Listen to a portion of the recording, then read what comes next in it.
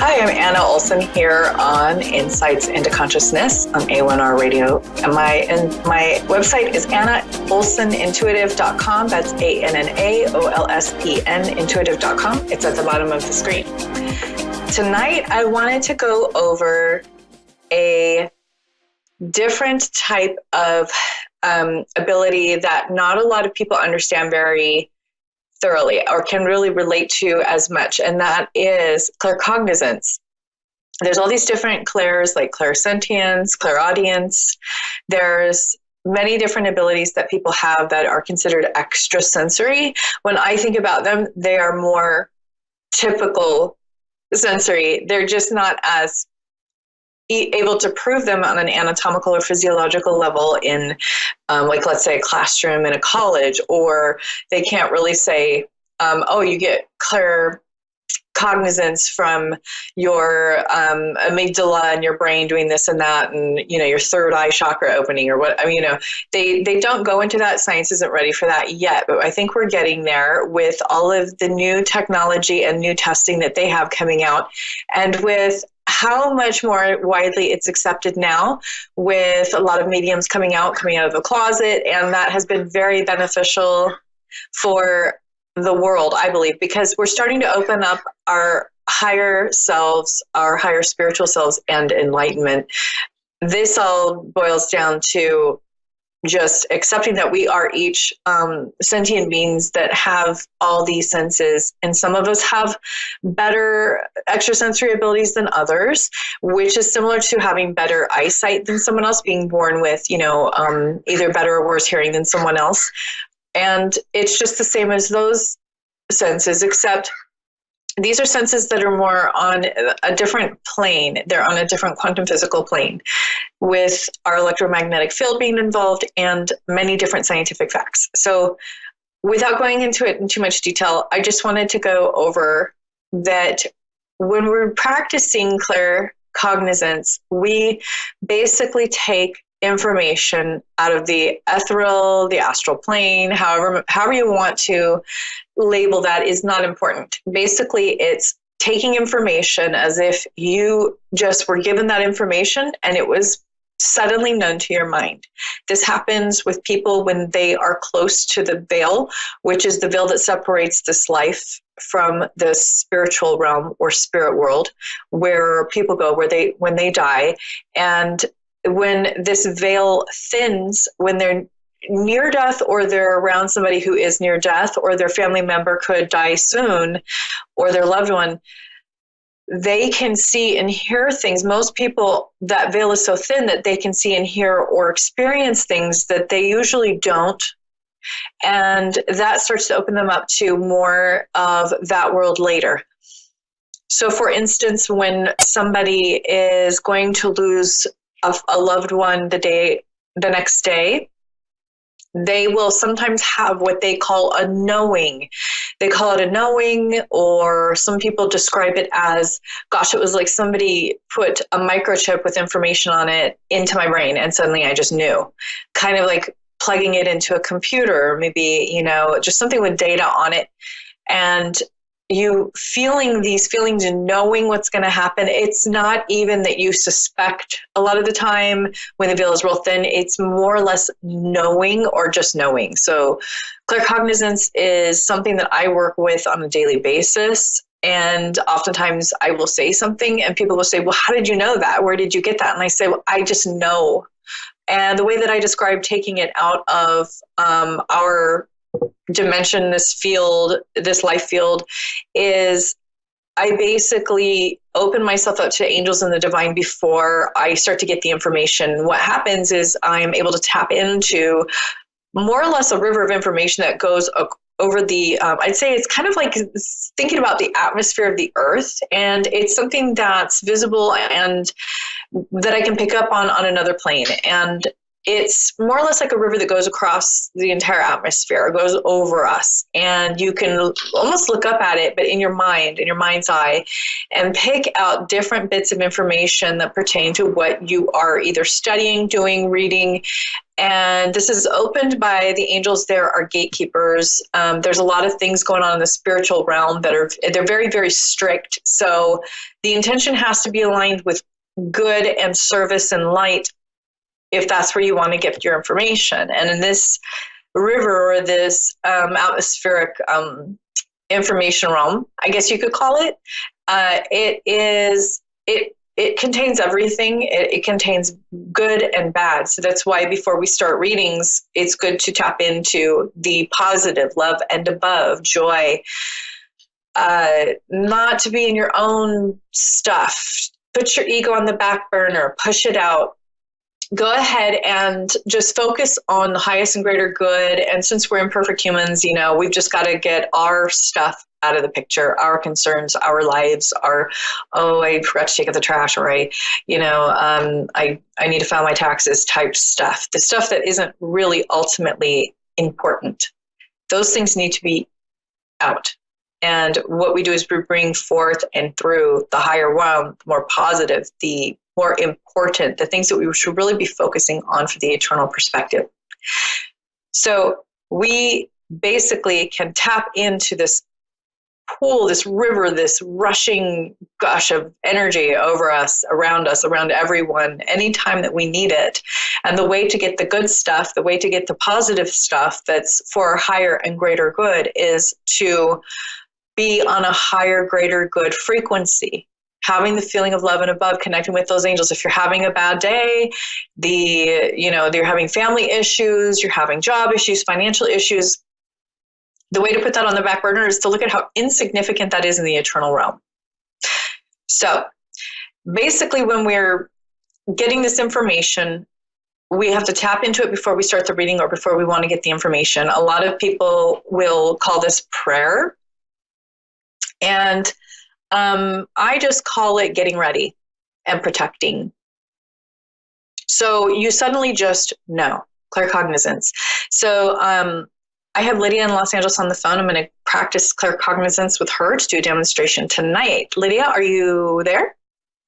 Yeah, I'm here. Hi, how are you? Hi, I'm great. How are you? I'm good.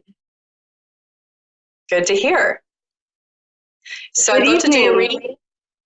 I'd love to do a reading tonight on whatever it is that you'd like to focus on. So I can either do a general reading and just see what comes through, or you can have me focus on a specific topic if you have a specific concern or question.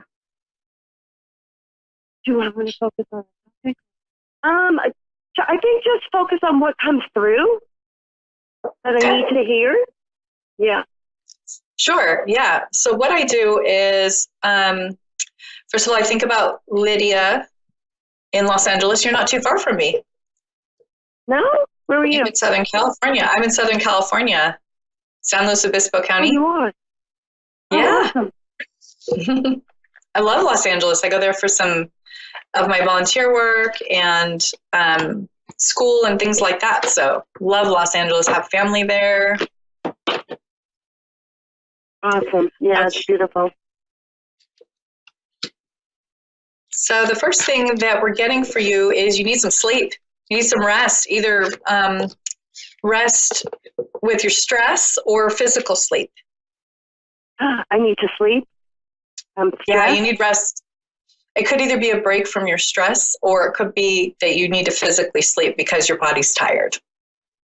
My body's tired. You're so right. Okay. Very stressed out and very tired. Okay. That's what's coming through first. And this is what I'd like you to know. This is the good part is, I'm going to hold this card up. This is the first card that we got, and I saw that this was her guardian angel telling her that she needs to rest her body. She needs to take a break. I feel like I see you cleaning the house and like doing all this work. It's like you're doing everything all at once. I'm doing everything all at once. I need to rest. Okay. Are you a single mom, or are you just picking up the majority of single mom? Okay, so that's what I got. Now I see you. that heaven is watching over you. So Lydia, while single moms are doing an almost impossible job, but you're doing it successfully, I'm getting that your guardian angels are helping you and they are blessing you. So with this hard work that you're doing, heaven is watching over you. And I keep getting more and more angels watching over you. And I'm getting the Catholic Church. What do you have with the Catholic Church surrounding you? Or Catholicism? No, I'm Jewish. Okay, what about a friend or I'm getting Catholic Church for some reason, Catholicism. We can file that away and save it for later. It might make sense after we're done with the reading. But yeah, I'm also getting... My sister's married to a Catholic guy. Okay. That might be it. Oh, that does make sense. I have the next card for you. These are all guardian angel cards, and I very rarely pick 3 guardian angel cards. Oh, tons of angel energy, lots of guardian angels telling you they're protecting you. They're going to help you through this. Really? There will be a time. Yeah, there's going to be a time where you can rest. And that's the main message that I have. There will be a time where you can rest, and they're going to help you get there. And this is like the push before you're going to be able to take a break. I'm going to be able to take a break? Yes. And I'm getting that are you dating somebody? You're not dating somebody right now, are you? No. Because I'm not getting that you are. Right. And I get that you're going to keep this bravery going, and you're going to get enough experience with what you're doing now and all this multitasking and everything that you're doing. You're going to end up meeting somebody that you can have a long-term relationship with. And this is going to be partially a reward for the hard work you're doing with heaven watching over you. And I'd love to see you continue to converse with angels and pray, because I really feel like that'll be very comforting for you in the interim. Okay. And I keep getting, that you should be brave. Guardian angels are telling you to be brave, to keep going. You're doing a great job. You can do this. And that you're brave. Mm-hmm. Yeah, be brave, and you're being brave, and good job. I see the pat on the back. They're patting you on the back, and then they're rubbing your back like they're there. They're comforting you. I'm seeing nurturing, like a mother figure. It's kind of making me almost want to tear up because it's so loving and gentle and kind. And I also see that you will meet somebody, and that all of this is going to prepare you for a very loving relationship long term, because you will be so grateful for this man's help. I can't tell you how many people are not, or how many moms aren't as grateful for what they have. And when they, like, let's say, when they're single mothers, they start to realize, wow, I had a lot with my ex-husband, or, this child's father, or whatever. You are going to be able, though, to, I see that you're single right now, and it wasn't totally in your control, and you made the right decision with the relationship. And I see that you're going to build so much strength and gratitude that the man that you'll be with is going to deeply appreciate you and think, wow, what planet is this woman from? She's so grateful. She's so kind. She's so in tune. Wow. She can do so much. He's going to be impressed. This is almost like your boot camp. This is what I call spiritual life boot camp. It's preparing you to be really awesome in the next step, in the next chapter. When will I meet him? Let me ask. Let's look at that.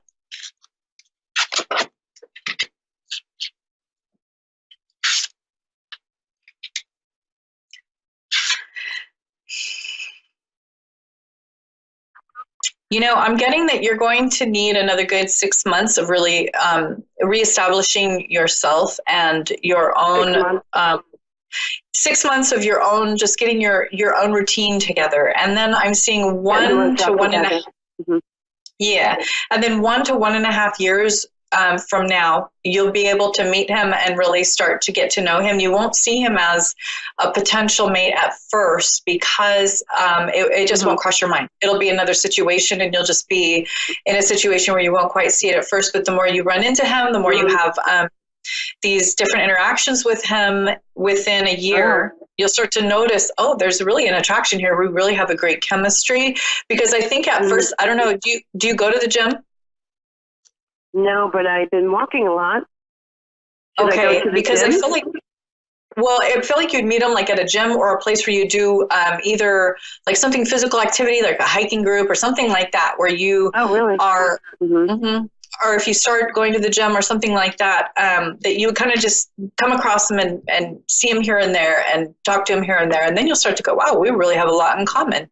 And then it will slowly develop. Yeah. And I really feel like you need a friendship first. I'm not sure if the last relationship you had was kind of messy and scary. Now it's kind of scary to get involved with men, but it's basically like, yeah, this guy's gonna really adore you and how down to earth you are. Your humor, I see you have a really good sense of humor. I have a good sense of humor. Yeah, I do.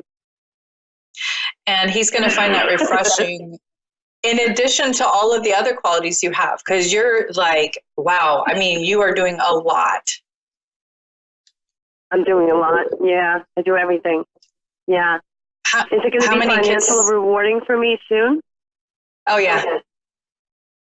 That's going to be part of what I see as being your break, and you're being able to rest, to just take your break, is that there's going to be much less demand for you to have to try to support your children as well as everything else that you're dealing with right now. Oh, how many kids do you have? Able to rest. Yeah, he's going to take care of you. When? How many kids do you have? When? You'll meet him. Okay, you'll meet him within. Well, it's gonna. You're kind of in the sprint right now, where you're in the boot camp phase, and that's difficult because it's going to be that 6 months where you really have to just kind of sprint for a bit, so to speak, and then you'll be able to kind of get your footing. And when you meet him, you'll kind of be at a better place to, be with somebody and feel comfortable in a relationship. Mm-hmm. Mm-hmm. But you'll be great, girl. I just feel like you're just such a loving person. You're honest, and that's going to be refreshing to him. And he's going to see, all these great qualities that you have, and he's going to point those out to you again, because I feel like you've lost sight of your good qualities because you're so like busy and doing all this stuff. Yeah. And, it's going to take him courting you and all of that. It's going to take some time. You're going to want to get to know him, but it's going to come together. He's going to start by just paying for things here and there, and that will help you basically. And you won't ask for it. I know you won't ask for it or you won't expect it, but he'll do it for you. Interesting. Yeah. So this is going to be good. I see a lot of good coming for you, but you do have a sprint before he comes. And that's the hard part, but hang in there, try to get your rest as much as possible. Because I've been stressed out. Is my health good? Now that you're asking, I do feel like it's good you're walking, and I also feel like you need to up the cardio a little bit to give yourself more energy, because it feels at first as though, oh, I'm so tired, I shouldn't do more today. And that's true a lot of the time. You don't want to overdo it, and you don't want to spend more calories than you have and all of that. But what I'm seeing is that you're going to be able to basically increase your energy by increasing the cardio, like getting your heart rate up faster.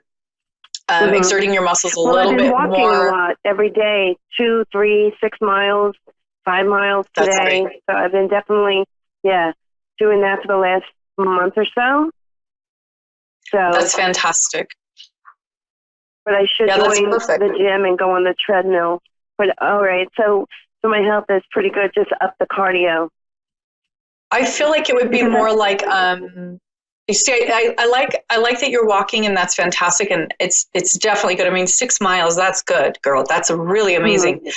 And what I'm seeing is you need more of when you peak on your let's say interval training. You know how they say you have to get your heart rate up to a certain heart rate. Like maybe you could even just try your pulse point here and see what your heart rate is when you're the most tired, and see if you're hitting it, because I really feel like it'd be better to oxygenate the brain a little bit more and all that. And I feel like there's so much stress right now that getting to the higher heart rate, You're not doing it wrong. It's just adding something, and you could do some weights, just things like that will help a little bit with all of that. And then I'm seeing celery I'm seeing celery and green leafies, the green leafy vegetables. I need more green leaf. Yeah, and celery. Oh, that's funny. I've been juicing it with my daughter lately. Awesome. Throw some celery and some, charred kale. I know it's a little bitter, but that your body really needs that, and that will help your energy. Chard? And it will help. Chard. CHARD. Okay. I got to see what that is. Mm-hmm. I don't know. And try to make it organic. Okay. Yeah, I've been very stressed out. I've been getting headaches and stuff from worry, and and haven't been sleeping. That's the hard part, is how can we expect you to sleep when you've got all this stuff going on in your head, and you've got so many things that you're stressing out about, and you're not able to sleep. So do you have any chamomile tea? Okay, you're going to get like 4 chamomile tea bags, and you're going to make a cup of tea before bed with that, and it'll knock you out. Do not use any drugs. Chamomile tea? Mm-hmm. And you're going to high dose it with like 4 tea bags. If that's too much, you can bring it back a little bit to like 3 and then 2. But I think that, nice high powered chamomile before bed will really, really help you. Oh, okay. I'm going to do that. Mm-hmm. And then you can tell your brain, you can talk to your brain and say, look, this isn't a good time. You can worry about this later. Right now I need to sleep. Get your chamomile. You can talk to your brain and tell it to stop and just say, look, this isn't convenient right now. Bad timing. Okay. And that's your higher self speaking to your mortal brain. I guess you could say your physical brain. It's your higher self having a conversation with your body. Oh, interesting. Okay. Yeah. I'm going to try that. It can be really effective for a lot of folks. And then lavender oil, essential oils. That lavender, you want a real high quality organic. There's all different brands, but whatever works for you the best. The lavender, just a drop on your pillow, and then bringing in all those natural ways to help you go to sleep, and then meditation before bed. I think if you did those also. Okay. And, I would also check the CBD oil. Like, I know that a lot of the brands, they've found that either there's low doses of CBD in the oil, or there's no CBD in some of the oils. Some of them have things like melatonin in them and no CBD. I just started selling a new brand that's been around and very, very good quality. I just started working last week, actually. And they're fantastic. They've been around a while, and they're organic. So, I have a good positive feeling about them. I already opened 6 stores in the last week or so. So that's a good thing. Yeah. They've been around. They're quality. They don't, So I've been taking that for the last week. So, So I'm hoping, it takes some time to settle in, to help. Great. And add to it, add to that if it's not working. Yeah. If you're not sleeping and that's not working, I would add the chamomile, and I would add the lavender oil and meditation before bed, and see how that helps you. Meditating with one of those apps, there's the Calm app on, your smartphone, that can help a lot too. I feel like just the meditation alone will really help you to kind of get your brain on a different wave so that you can really sleep well. Oh, okay. Oh, how long? 10 minutes? You can start out with 5 or 10 minutes and see how you feel. And if you want to up that a little bit, you can. If you only need 5 or 10 minutes, that's fine too. I know my husband, I started having the meditation app go when we were going to bed, and he's out like a light in 2 minutes. He doesn't even need the 5 minutes, and he sleeps amazing. And he usually wasn't even he was like, why should I meditate? I don't get it. And he sleeps like a rock just with the meditation. Oh, okay. So everybody's different, but yeah. Well, do you have another question? I have like 2 minutes left. So is there anything else I can do for you? How are my daughters gonna? What's anything with my daughters come up? Are they in school? No, they're older. No. Okay. Because I got the practice card for them, and I think they're just basically the message that's coming through for your daughters is that they're learning on their own way in their own time. And mothers, we always worry about our babies. It doesn't matter how old they are. But I'm really just getting that they're still practicing in some of their, it's almost like studying or practicing for musical instrument. I see basically that symbolizes that they're still practicing. They're doing things that you did a long time ago. So to you, it seems like it's kind of scary watching them kind of trip up on some things, and you might kind of, ooh, this is scary, but they are going to be just fine. They're just practicing. They're getting their footing. They're gaining their independence more and more, and they're still in that phase. That's true. And, as long as you just support them and love on them, they'll be fine. I have 30 seconds, so I have to go. Thank you so much, Lydia. Okay. I hope you have a wonderful night. Thank you. You too. Okay. Bye-bye. Bye.